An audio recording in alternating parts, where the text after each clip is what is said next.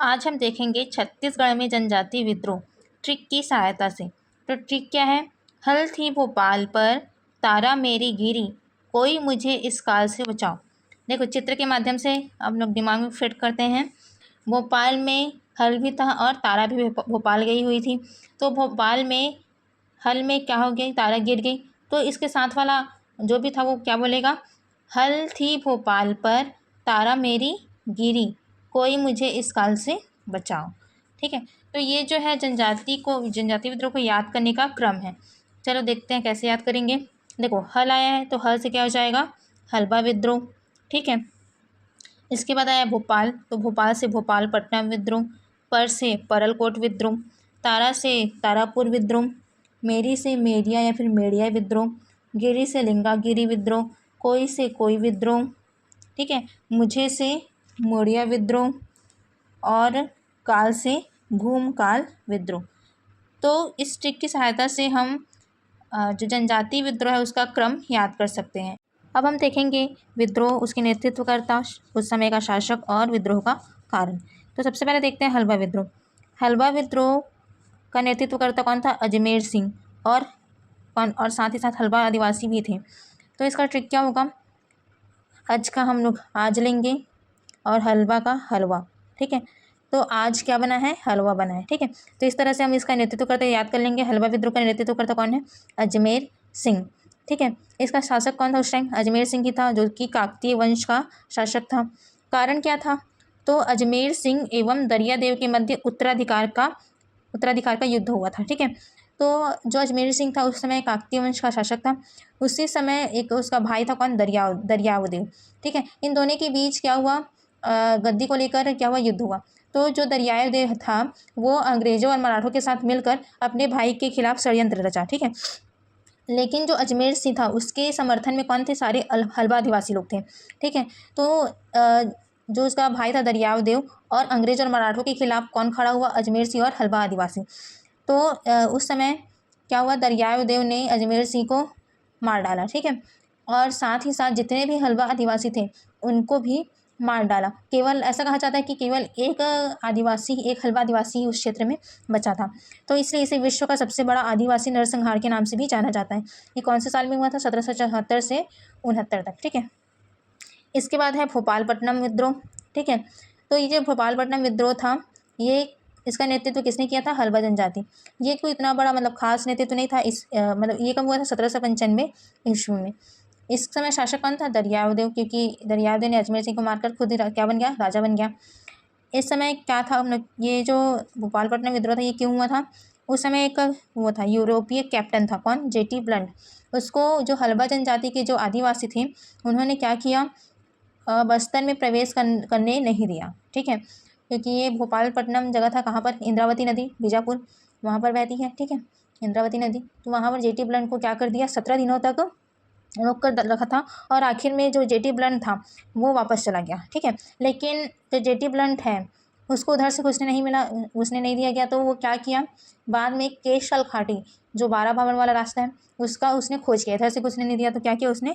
उधर से केशल घाटी का खोज करके वो बस्तर प्रवेश आखिर में कर लिया। ठीक है, इसके बाद है परलकोट विद्रोह।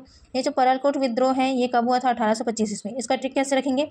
कोर्ट में क्या खेलेंगे? गेंद। कोर्ट में क्या खेलेंगे? गेंद। ठीक है, तो परलकोट विद्रोह कब हुआ? 1825 ईस्वी में। इसके जो नेतृत्व करता है कौन है? गेन सिंह। और ये जो गेन सिंह कौन थे? परलकोट के क्या थे? जमींदार थे। ठीक है, उस टाइम शासक कौन थे? महिपाल देव। कारण क्या था इसका? मतलब इस विद्रोह का कारण क्या था? कर वृद्धि। ठीक है, और अमुचमार क्षेत्र में मराठों एवं अंग्रेजों के बढ़ते प्रभाव एवं शोषणकारी नीति। तो ये जो था परलकोट विद्रोह का प्रमुख कारण था। इसमें क्या हुआ कि ये जो अंग्रेज थे, ठीक है, उसके खिलाफ गेन सिंह ने विद्रोह किया। तो अंग्रेजों और मराठों ने मिलकर गेन सिंह को फांसी दे दी। ठीक है, तो ये जो विद्रोह था ये असफल रहा। इस विद्रोह का प्रतीक चिन्ह क्या था? धावड़ा वृक्ष की टहनी। नेक्स्ट है तारापुर विद्रोह, जो कि हुआ था 1842 से 1854 में, लगभग 12 वर्ष तक। तो इसके नेतृत्व करता कैसे याद रखेंगे? तारापुर से लेंगे तारा और दलगंजन सिंह का लेंगे दल। तो तारों का दल। तो तारापुर विद्रोह का नेतृत्व करता कौन था? दलगंजन सिंह। शासक कौन था उस समय? भोपाल देव। भोपाल देव का एक दीवान था कौन? जगबंधु। इस विद्रोह का प्रमुख कारण क्या था? कर में वृद्धि और दीवान को नहीं हटाना। ये जो जगबंधु था ये बहुत कपटी व्यक्ति था। इसने क्या किया? जो कर में वृद्धि कर दी। ठीक है, तो जो दलगंजन सी था, जो नेतृत्व करता था, उसने मांग किया कि इसको हटा दिया जाए, लेकिन इसको नहीं हटाया जा रहा था। उसी को लेकर ये विद्रोह हुआ। ठीक है, तो ये जो तारापुर विद्रोह है ये हुआ था 1842 1854 में दलगंजन सिंह के नेतृत्व में। इसके बाद है मेरिया विद्रोह। ठीक है, और जो मेरिया विद्रोह है इसी को मेरिया विद्रोह भी कहा जाता है। ये कब हुआ था? 1842 से 1863 में। तो इसके नेतृत्वकर्ता को कैसे याद रखेंगे? यहाँ पर लेंगे मेरी, यहाँ पर लेंगे माँ। ठीक है, तो मेरी माँ। ठीक है, मेरी माँ। तो मेरिया विद्रोह का नेतृत्वकर्ता कौन था? हिड़मा मांझी। ठीक है, यहाँ का भी माँ ले सकते हैं, मेरी माँ। इसका शासक कौन था? भूपाल देव। शासक कौन था उसमें? भूपाल देव। इसका कारण क्या था? नरबली प्रथा समाप्ति एवं प्रतिबंध के खिलाफ। ठीक है, तो उस समय जो आदिवासी थे अंग्रेजों ने क्या किया कि जो दंतेश्वरी मंदिर में नरबली प्रथा होती थी उसको समाप्ति के लिए और उस पर प्रतिबंध लगाने के लिए अंग्रेजों ने काम किया। लेकिन जो आदिवासी थे उन्होंने उनका क्या किया? अंग्रेजों का विरोध किया। ठीक है, तो ये नरबली प्रथा के खिलाफ विद्रोह था। ठीक है, मतलब उनका प्रतिबंध के खिलाफ विद्रोह था, जिसका नेतृत्व कौन किया था? हिड़मा मांझी। ठीक है, इसका नाम मेरिया विद्रोह क्यों था? क्योंकि जो दंतेश्वरी मंदिर में जो बलि दी जाती थी उसको बलि देने वाले को क्या बोलते थे? मेरिया। इसलिए इस विद्रोह को क्या बोलते हैं? मेरिया विद्रोह। इसके बाद है लिंगागिरी विद्रोह।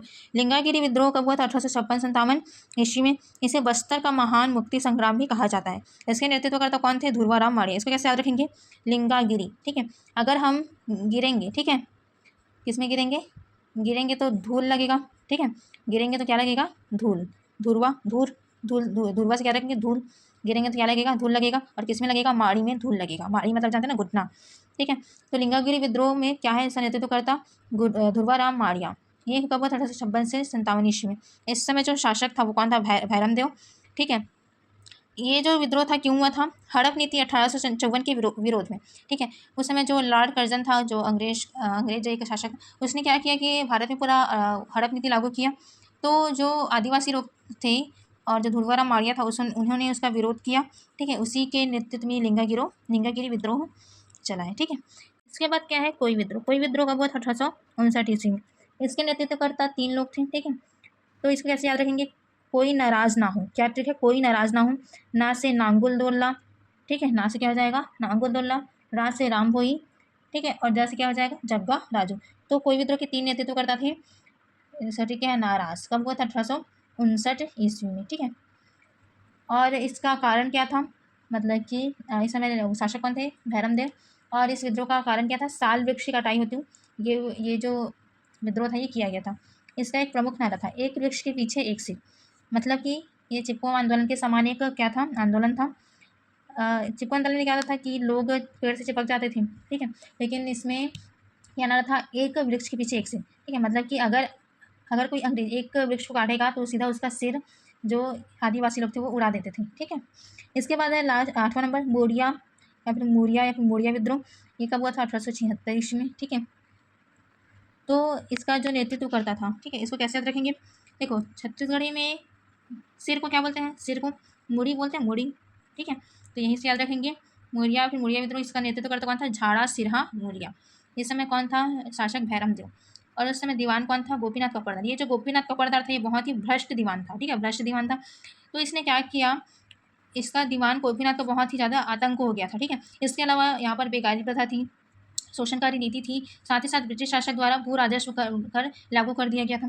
ठीक है, तो इसके विरोध में जो छाड़ा सिरहा मोरिया के नेतृत्व में क्या हुआ? मोरिया विद्रोह हुआ था। ठीक है, इसे बस्तर का स्वाधीनता संग्राम कहा जाता है। इसका संकेत क्या था? आम का टहनी।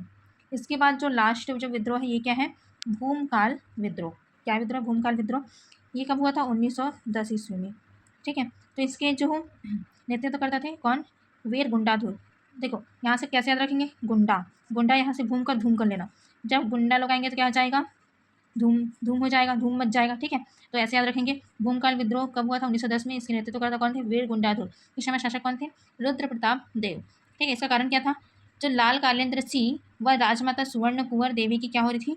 उपेक्षा हो रही थी। ठीक है, तो इसका ये प्रमुख कारण था। ठीक है, इसका भूमकाल का जो अर्थ क्या था? भूमि का कंपन। इसका संकेत क्या था? लाल मिर्च, मिट्टी का ढेला, धनुष बाण, भाला और आम की डालियाँ। जो भी व्यक्ति इन सब चीज़ों को पकड़ जाता था, मतलब कि अगर भाला या फिर राम की टहनी, तो ये ऐसा समझा जाता था कि ये उस विद्रोह में शामिल है। ठीक है, मतलब ये सांकेतिक भाषा था हम लोग का। तो ये था हमारा आज का जनजातीय विद्रोह। ठीक है, ट्रिक की सहायता से।